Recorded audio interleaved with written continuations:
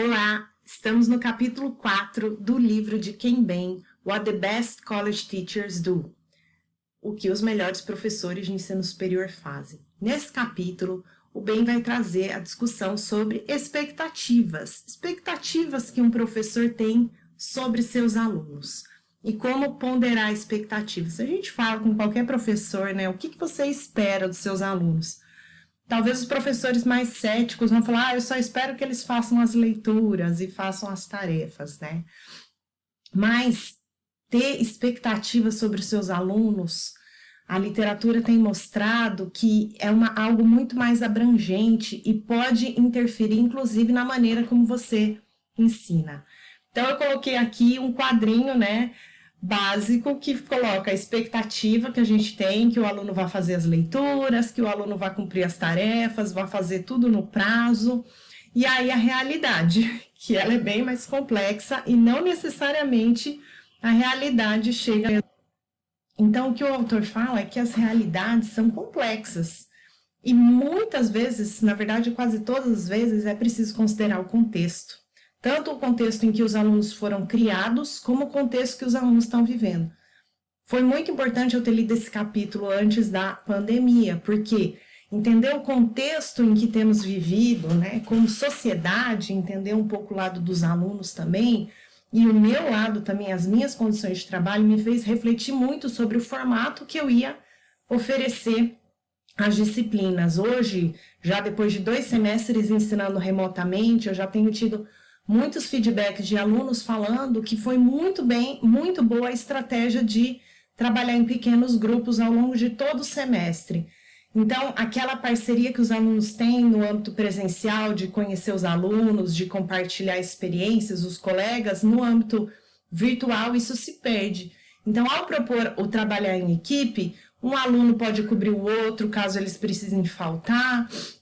Eles têm aquele contato semanal, né, que é tão importante no ensino superior, essa convivência com os colegas.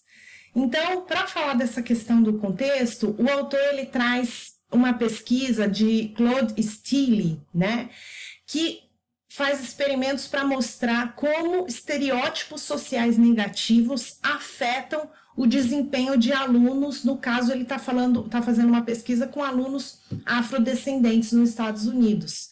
Então, ele coloca várias pesquisas que esse autor tem nesse sentido, mostram que alunos que passaram por experiências ou por estereótipos negativos da sociedade ou da sua família, aquela mãe que fala, você não vai dar nada na vida, você é um burro, enfim, coisas desse tipo, a criança, ao longo do seu desenvolvimento, ela vai demonstrar, né, já no ensino superior, dificuldades em relação ao aprendizado. Então, ele coloca aqui, tanto o contexto externo, incertezas sociais, políticas, econômicas e institucionais, e isso especialmente para quem está ensinando aqui no Brasil, tem sido muito importante entender que tem muita gente ficando desempregada, tem alunos que estão com dificuldades em casa, com parentes doentes ou tendo que cuidar de irmãos.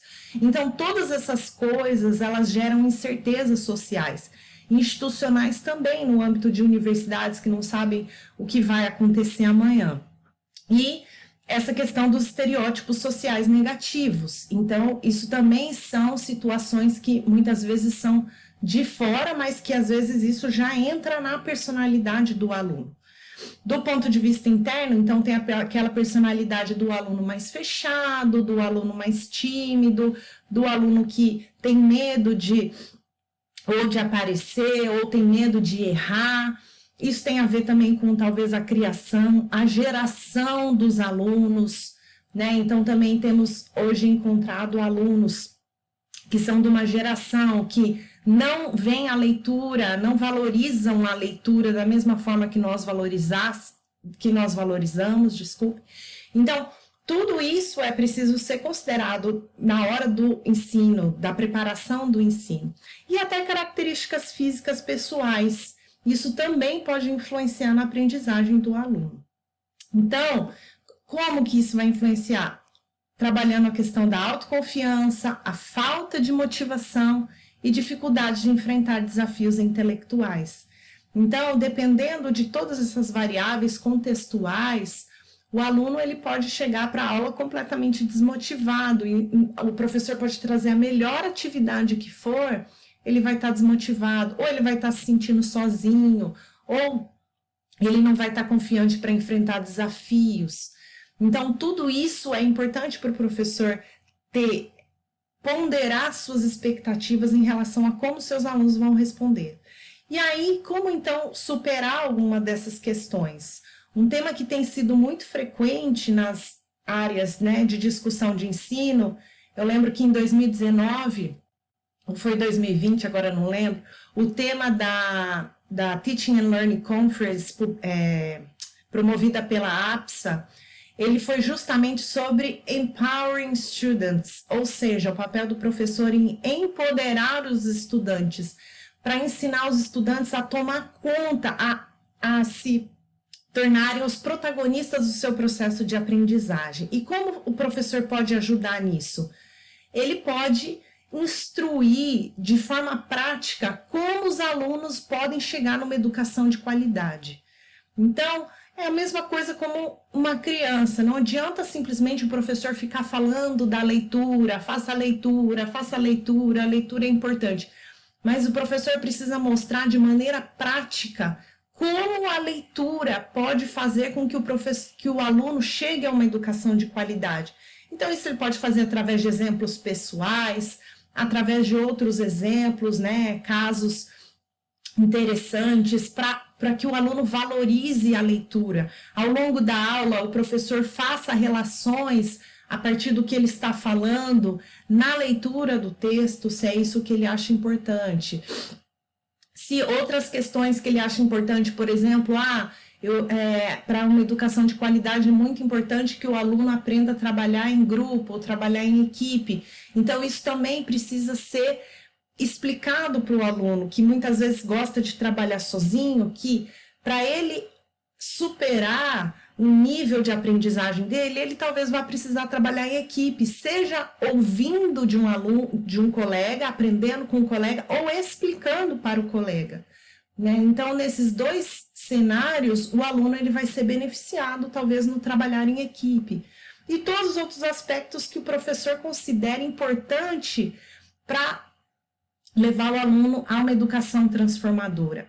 Então, o autor ele fala muito sobre isso. A partir do momento que o professor entende que a educação é um vetor de transformação pessoal, ou então, a palavra da moda, de empoderamento, então, que o professor ele permita que o aluno tome as rédeas do seu processo educacional.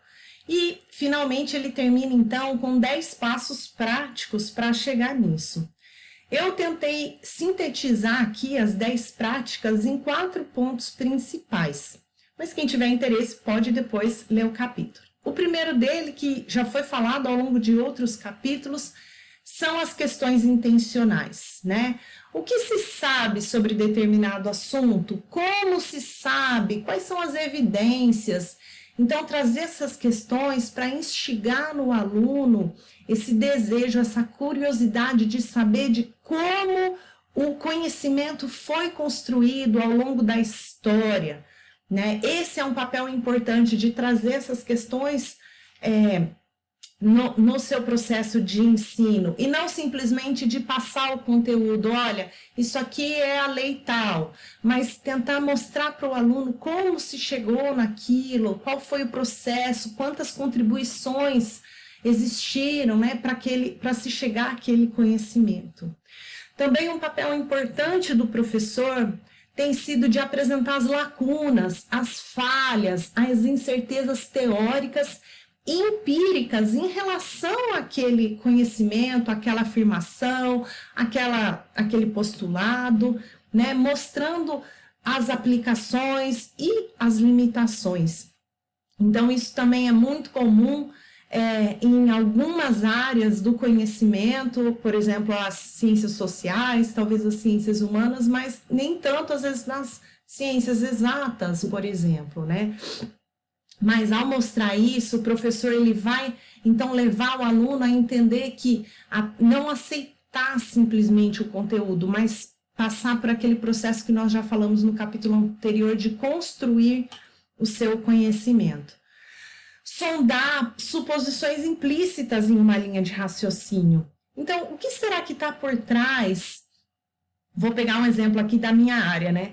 O que estava por trás da teoria das vantagens comparativas que David Ricardo ele escreveu? Para quem ele estava escrevendo? Quem financiava aquela pesquisa? Isso é um tema tão importante de entender.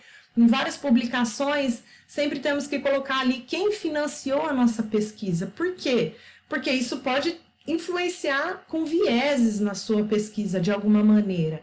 Então, eventuais suposições que estão implícitas em um raciocínio precisam ser evidenciadas ou, no mínimo, questionadas pelo professor. Assim, o professor vai também mostrar para o aluno como se dá um processo de construção até de uma questão de pesquisa, né? Como se chega a uma pergunta de pesquisa? Às vezes é justamente questionando uma linha de raciocínio consolidada. E, finalmente, o autor fala sobre reconhecer a autoconsciência, ou seja, do próprio professor, pesquisador, em relação aos próprios processos de pensamento e raciocínio, e a construção da autoconfiança intelectual. Então, você, professor, pesquisador, que já passou por um processo de amadurecimento intelectual, você pode mostrar para o seu aluno, né? Isso também de maneira informal, não é marcar uma aula. Hoje eu vou contar aqui para vocês sobre as minhas convicções pessoais, né, de teóricas e empíricas, não é isso. Mas mostrando, né, ao longo da sua trajetória profissional, da sua trajetória acadêmica, questões que você se colocou, que você teve que enfrentar de alguma maneira, ou alguém colocou para você, e como isso levou à construção da autoconfiança. Esses dias mesmo eu comentava com os meus alunos sobre a questão de falar dentro de um tempo determinado. E para isso eu coloquei um cronômetro enorme na frente dos alunos e cada aluno tinha um tempo de fala determinado. E depois, fazendo uma enquete com os alunos, a maioria deles falou que se sentiu pressionado com aquilo. E eu falei, pois bem, na vida, Elias, já perdi oportunidades por falar ou muito rápido ou muito devagar, né? Então, isso, e eu falei para eles, isso foi uma construção ao longo do tempo. Eu não nasci sabendo disso, eu tive que praticar na frente do espelho, eu tive que praticar na frente do cronômetro, eu estou aqui com o cronômetro ligado do meu lado, né? Mas esse controle do tempo de fala, ele é importantíssimo, e é um exemplo de como a minha autoconfiança na minha fala, no meu tempo de fala, ela foi construída ao longo do tempo. Então, esse é só um exemplo, né, de como o professor pode explorar essas questões, ou mesmo até alinhamentos teóricos que o professor tenha, né? Então, tentar explorar isso no momento da aula, porque isso chama a atenção dos alunos também. E, finalmente, falando do próximo capítulo, estamos já mais do que a metade do livro encaminhada. O próximo capítulo ele é muito interessante, vai falar de como os melhores professores conduzem a aula. E aqui sim vamos ter metodologias muito práticas de ensino e aprendizagem, e eu espero que vocês estejam conosco e aproveitem muito, especialmente para preparar o próximo semestre aí, 2021.1, que está vindo com tudo no ano que vem. Até mais!